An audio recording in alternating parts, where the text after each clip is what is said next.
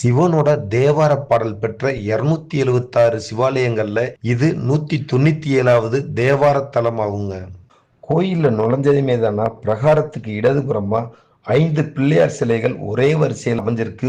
ஒவ்வொரு யுகத்திலும் ஒவ்வொரு பிள்ளையார் அப்படின்னும், நடுவுல இருக்கிறவரு மூலவர் பெரிய பிள்ளையார் அப்படின்னு சொல்லப்படுது. இந்த பஞ்ச விநாயகர்களுக்கு அடுத்த பிரகாரத்துல கபிலரோட 9 குமாரர்களும் ஆதி சிவனடியார்கள் 2 பேரோட அந்த பிரகாரத்துல அருள் பாலிக்கிறவர் யாரு அப்படின்னு பாத்தீங்கன்னா சதுர்முக லிங்கேஸ்வரர் தான். சதுர்முக லிங்கம், இந்த லிங்கம் சாதாரண லிங்கம் இல்லைங்க. இப்ப கர்ப்ப கிரகத்துல இருக்கிற அந்த பெரிய லிங்கம் 10ஆம் நூற்றாண்டுல தான் நிறுவப்பட்டது. அதுக்கு முன்னாடி அங்க இருந்தது இந்த சதுர்முக லிங்கம் தான். இப்ப இந்த சதுர்முக லிங்கம் இந்த கோயிலோட தென்கிழக்கு பகுதியில, அதாவது இந்த பிரகாரத்துல வைக்கப்பட்டிருக்கு. இந்த லிங்கத்தை இந்த கோவில்ல பிரதிஷ்டை செஞ்சது பிரம்மா அப்படின்னா உங்களால நம்ப முடியுதாங்க? ஆமாங்க, இதுக்கு பின்னாடி ஒரு